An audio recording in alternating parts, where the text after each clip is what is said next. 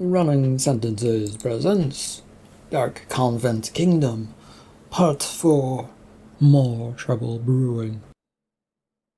When Sylvia and Brick get some information to help them out, it also weighs on them in a grand scheme of getting out of this castle, which is still an endless maze of hallways and rooms.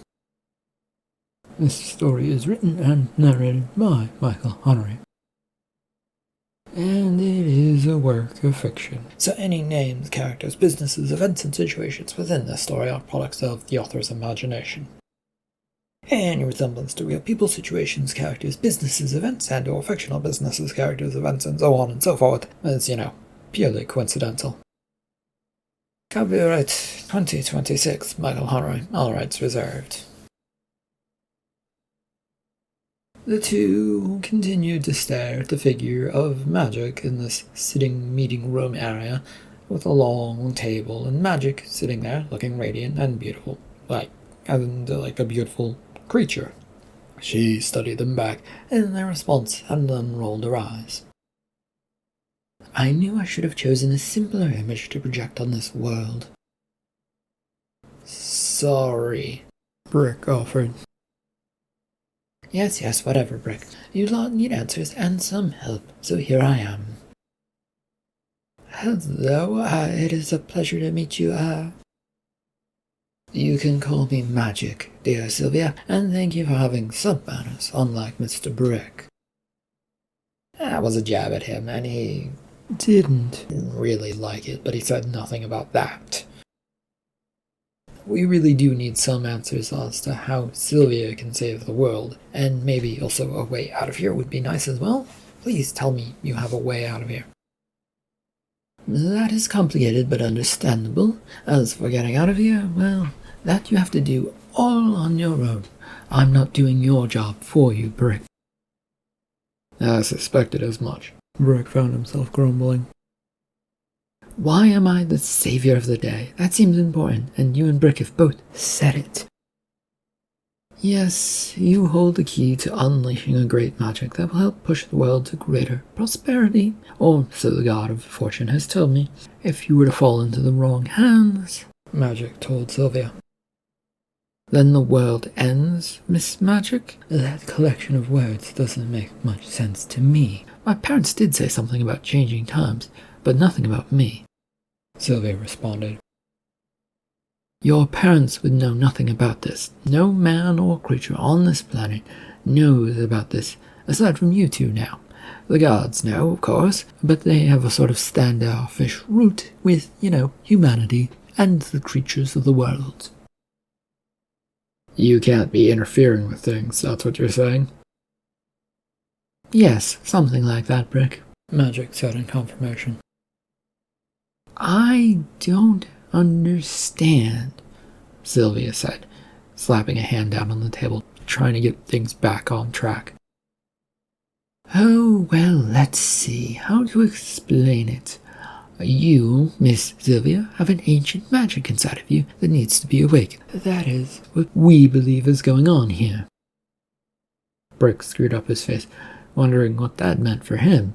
Was he a key to all of this, or was the baby that was supposed to be the key to things? It all sounded quite stupid and didn't make much sense to him. You said no one knew about it, though. As far as I'm aware, no one should know about it, but I do not have the capability to read the minds of people unless they've allowed me in the first place. I know magic that flows through them, and what they might use it for, but little else. Can I ask, Sylvia interrupted, what does Brick have to do with any of this? Oh, that's a good question. He's going to be helping you out, I guess. I'm not entirely sure, but he's around and he's helping you out. So that's all there is to him, I suppose. He's not a knight in shining armor, that much I'm terribly sure of, Magic said. That last part really wasn't needed, Magic, Brick grumbled. It's to keep you on your toes. Anyway, that's all I can tell you other than you should be studying those books. A basic level of understanding of everything going on around you will go a long way. I already have a basic understanding of magic, though. Well, you know how some of it works, Miss Sylvia, little girl. Not all of it, and if you're going to be of any use, you need to know more. Both of you do. I was going to say that you don't really need me, do you, other than to get her out of here? You will need to learn as well, Brick. You think you know the way of the world and what it offers, but you're a long way off, and Miss Sylvia will help you see the way. How? Why? And just how? By being your backbone to understanding the politics of the world. It isn't as simple as bad people and good people as much as you like to think of it that way. I know it would be simpler if it was, but you cannot think of it in such terms. He opened his mouth to protest that it had gotten him through a lot of troubling things thinking that way, but she was gone, vanishing in smoke. Wait, come back, and at least open these doors for us, Brick requested. I doubt if she could do that, Brick, and on to more important matters, you know how to read, right? Spinning on Sylvia because that was offensive and an outright rude question, he spoke up. Yes, not entirely well, but I can get by. Let's get reading then. I'll help, she said. He muttered to himself as he moved over and took the seat that Magic had just abandoned. Oddly, there was some warmth to it if she'd really been sitting there. You think I'm stupid, don't you? Brick challenged Sylvia. No, I'm hearing that you've probably gone through a lot in your life, but nothing to mark you as stupid. Plus, you're here, and you listened to me when I gave you hints to keep in your head. It would be hard to call you stupid if you hadn't listened to me. Yeah, not sure if I believe that. Well, we can talk about that later. Right now, we only have one thing that we can really do, and that is read. You're welcome to sit around or lie on the floor if you want, but we will be reading. Why are we going along with this anymore? Brick asked. Because there is a chance we can escape if we go along with it. That's all we're trying to do. I thought that was what you were after as well, Sylvia said.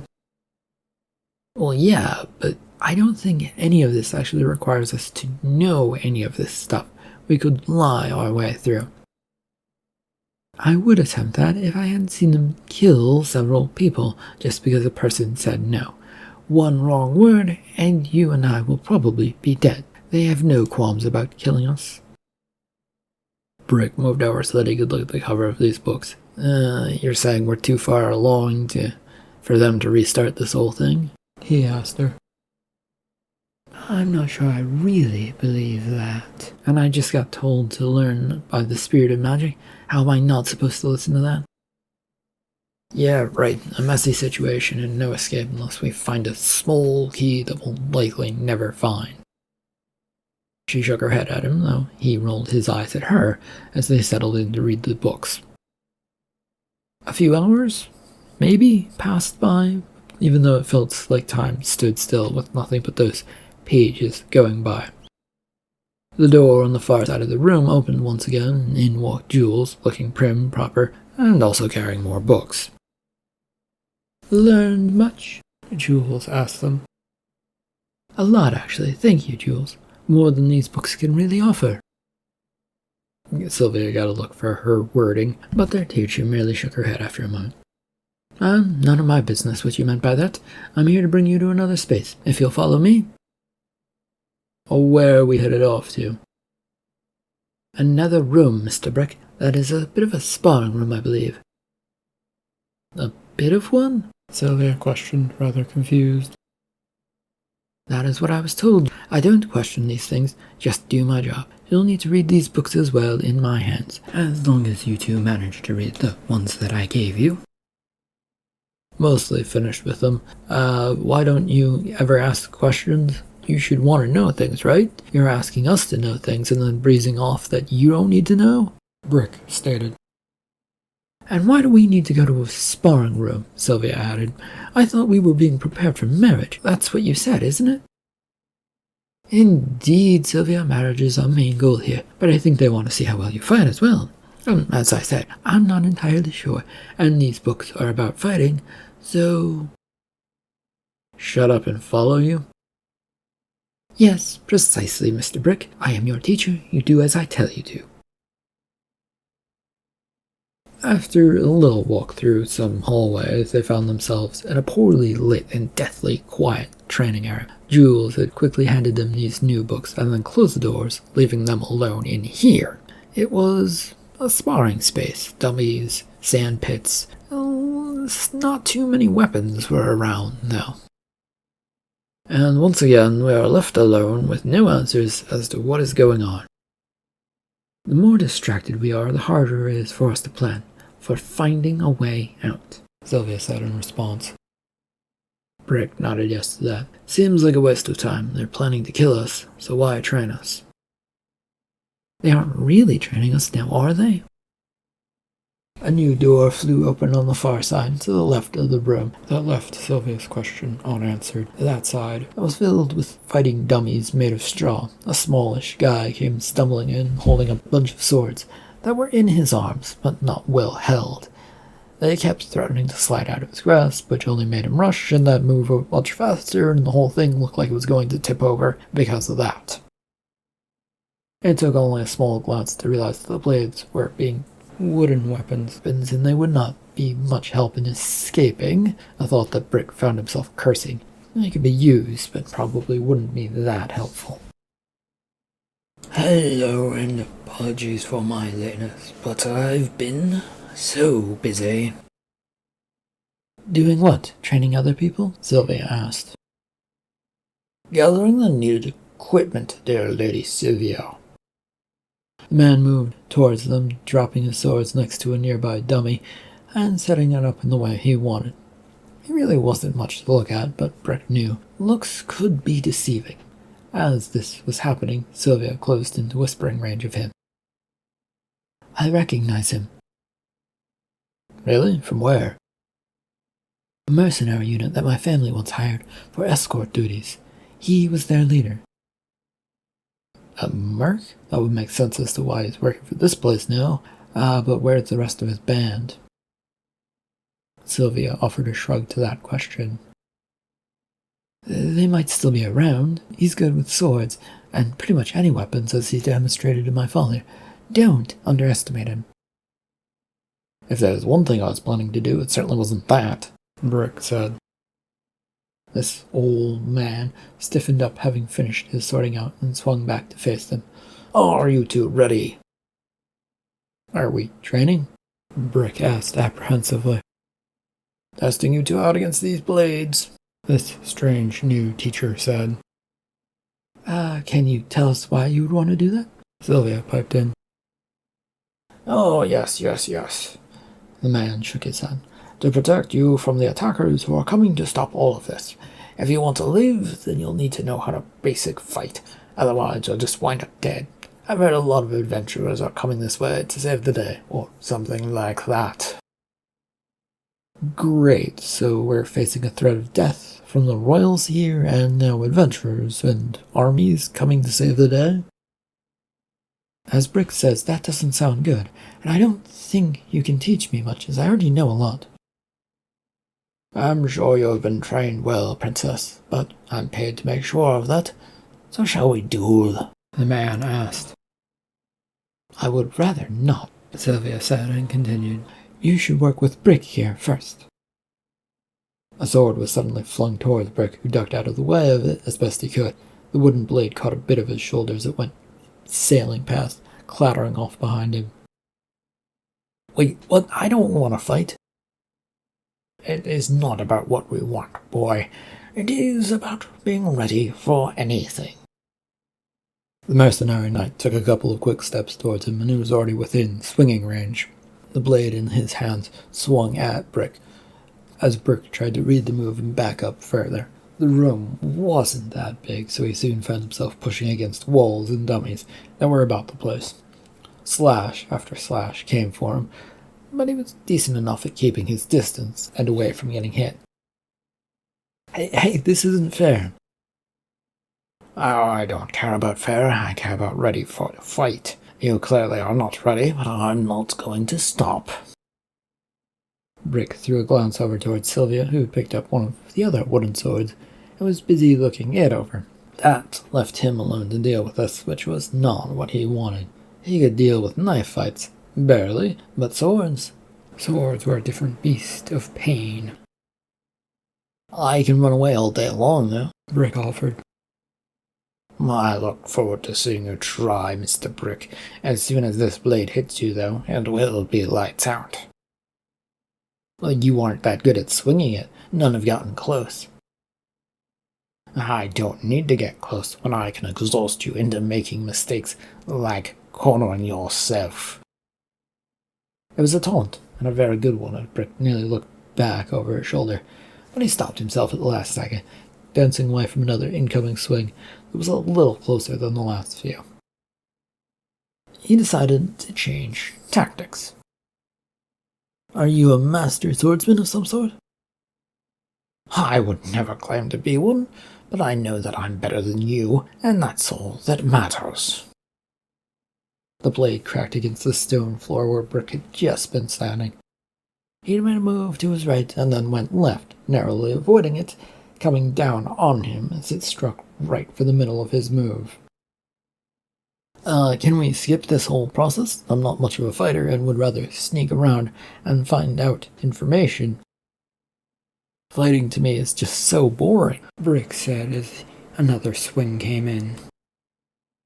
No, you cannot avoid this. It is your fate for coming here and breaking in. I did not break in. I was exploring this area, yes, but I was knocked unconscious and then brought here. That's not breaking in. Brick explained why. Because you failed to know how to fight your enemies, that's how you got knocked out.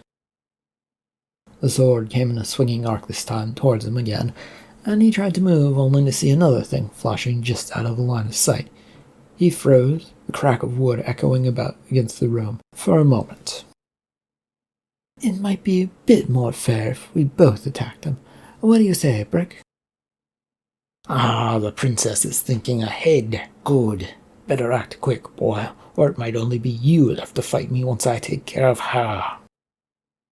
Jumping back a few paces, Brick looked about to see the sword that had been tossed at him and lie below a straw dummy, which he instantly reached for, only to hear the air of hissing above his head. He jumped back, looked out to see that the dummy had come to life, a sword in its hands. What the fuck? Brick announced as he stepped back and away. Keep on your toes. Never expect things to be simple. What's wrong? Sylvia called out to him. Magic brought the dummy to life, and it's now attacking me, which is very annoying since it is guarding a sword I need. Well, deal with it. Stay on your feet, young man. You never know what's going to happen. Brick decided he didn't like that advice from the knight, and kicked at the straw dummy, which was swinging its arms towards him. He kicked at it, his booted foot smacking and sending the straw splattering all over the place, and the dummy into nothingness.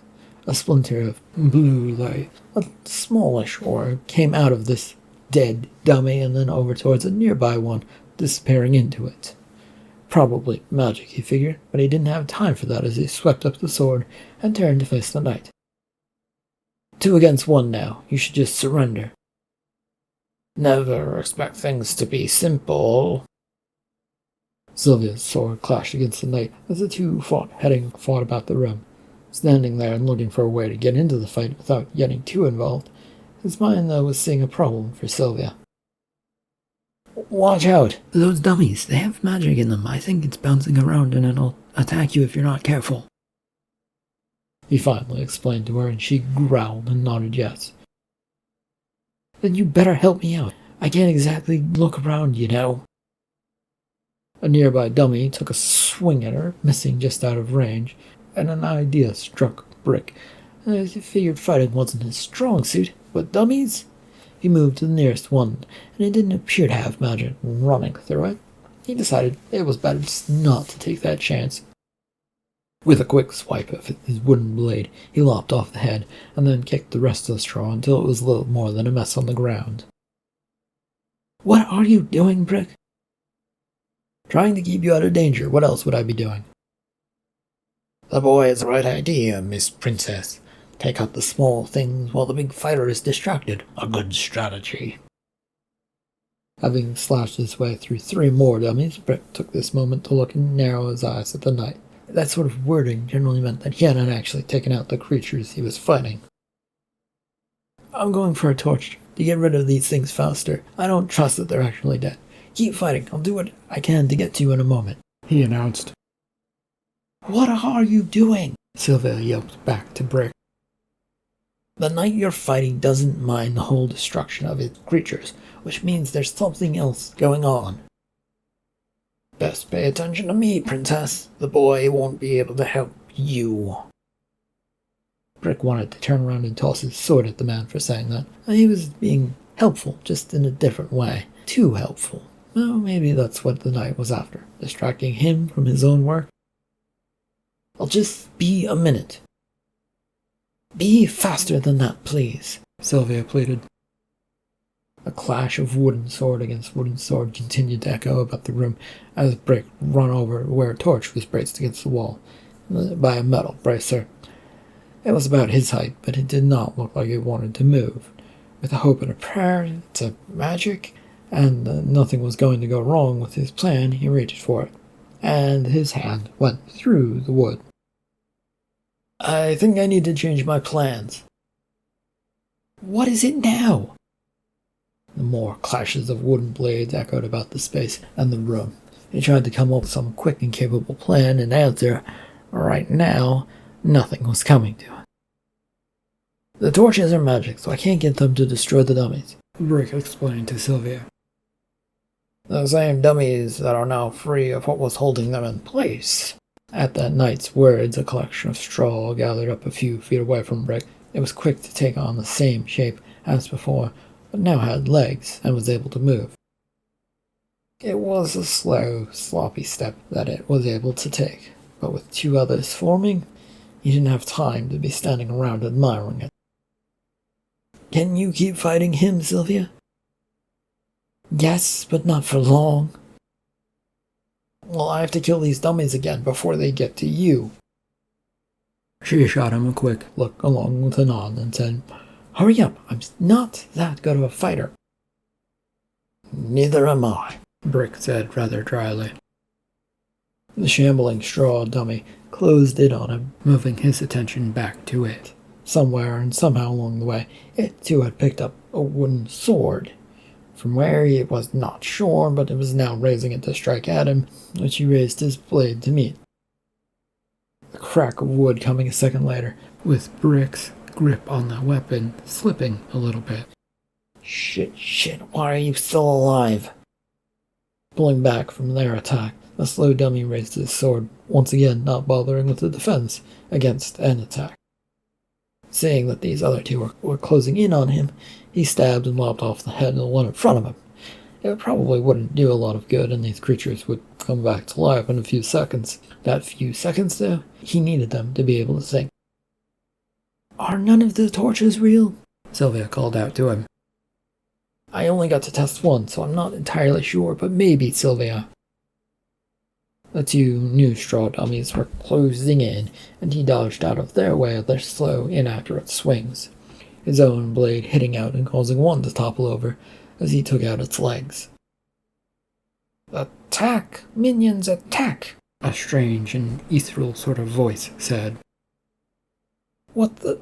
He turned to see one of the straw figures was surrounded by 2 others that were bowing to it, that he'd killed before, or had at least struck or taken an arm off, but it was just confusing as to where they'd come from.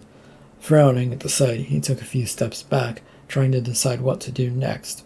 Another of the fighter dummies was bringing itself back together, leaving him with not much room that he could really do anything. There was running right at the new talking dummy, but if he got hit, there was a good chance he could get knocked out, since that was what this knight was probably aiming for. Are you just standing around, Brick? Trying to think of a way to get out of this, Sylvia. I think the fastest way, in the end of it, is getting hit, Brick declared, having had a great idea. What? Sylvia said, stunned by his words. Don't avoid getting hit. As he said this, a wooden sword clobbered the back of his head. He felt it, and tried to keep conscious, or his mind tried to, but things fell into a void. A strong scent invaded Brick's nose, and he found all of his senses, and a massive pain in the back of his head come rushing back to him. He groaned and tried to reach for that spot on his head. "Don't do that. It's an open wound," Sylvia said sharply, reprimanding him. "Ow." "Yeah, congrats though. You managed to make that knight stop the training." "It just cost me a good chunk of my mind, I guess. That's something. Why is it an open wound?" "The wooden blade shattered, and it did a good job of cutting you." He frowned, trying to prevent his hands from going up to reach for that wound. There's a sort of icky feeling of needing to touch it, and despite his efforts, his hand was still going there anyway. The first thing he felt, though, was a bandage, which had a wet feeling to it. "Isn't there some sort of healing magic that someone can use to make this go away?" he asked. "The knight has gone to retrieve someone who should be able to help us." Brick winced at the words, which meant his plan, while it had worked, wasn't what was supposed to happen. He saw a grey-looking ceiling above him and felt like he was lying on something soft, but since his head hurt, he didn't dare move and try to look much around. "I went and did something stupid. Not surprising, but surprising all the same. Where are we?" "Yes, Sylvia." "A medical room," she replied curtly. "Thanks for that," he replied sincerely, happy to be away from that training room. "We had to do something. I had to do something." "You really didn't have to. You could have left me to die and then used this time to escape, because that would have been a really great thing for you to do right about now."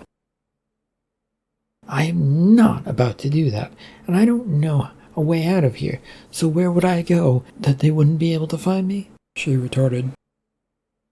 "So you're using me, then? To help you get out of here?" "Please don't think of it that way. We both are. The dead king and queen, and, have you forgotten about that? Did you lose your memory?" Really, I haven't forgotten about it. Still can't figure it out and how they came to land on me. Millions of better people out there, and yet me sneaking around got me caught and brought into this mess. I think they were getting desperate, so I guess since they cut off the heads of a few good men that they did get who wanted to work for them. The door burst open, and in walked the knight from before, followed by a man in a set of robes that dragged everywhere, dust collecting at the hem of these robes, creating rivers of the stuff dragging behind it. "He is awake. That means healing can begin at once," the knight declared. "If the man is willing," the stranger in the robes said. "I have a rather large wound on my head from magic fighting dummies. I think I would say yes on most occasions." "Yes, well, there's still some drawbacks from getting healing." "What do you mean, mage?" Rick asked as he sat up. "In order to do this healing, you'll need to enter into a contract with me. You have to do this since I'm going to assume you cannot pay." "I cannot, but I'm sure the king and queen of this fine country are more than willing to pony up for their future prince." The mage, who merely stayed near the door while having this conversation a good 10 feet away, smirked at them. Then he slowly strolled in, the stand by the bed, looking down on him. "You mean the dead king and queen?"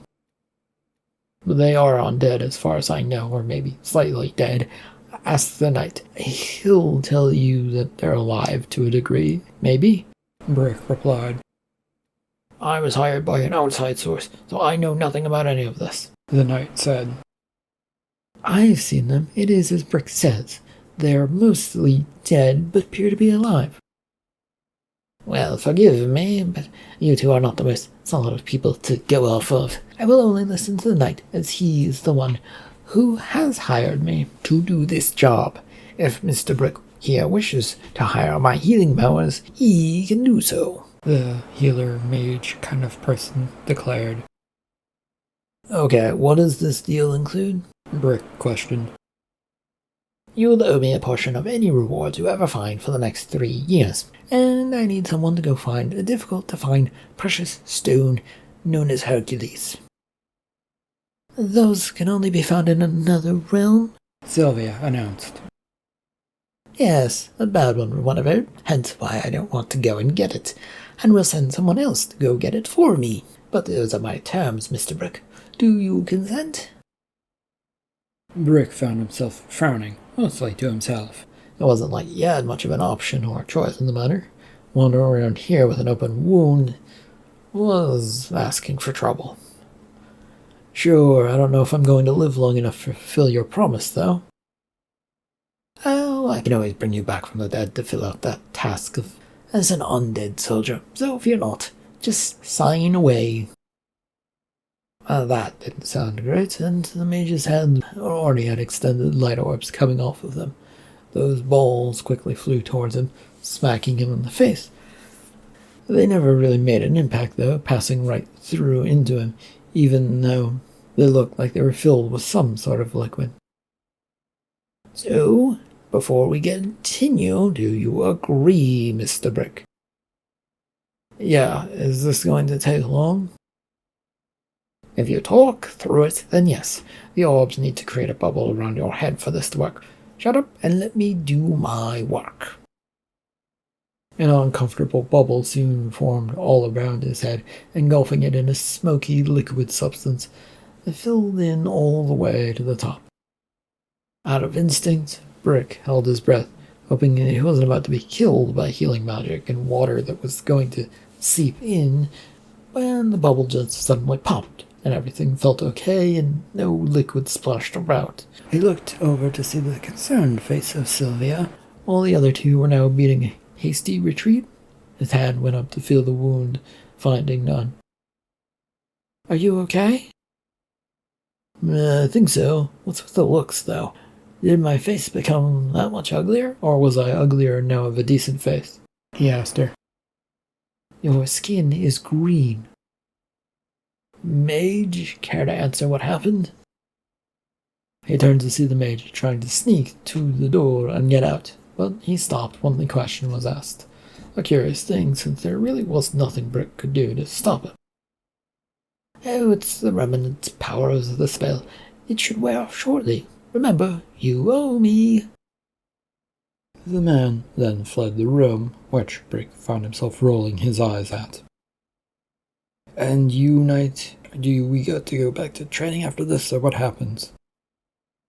Stiffening at being called to attention, the knight in his chainmail armor stood for a moment and responded, I was only hired for the day to conduct this test. It has been completed, and no one died, so my job is done.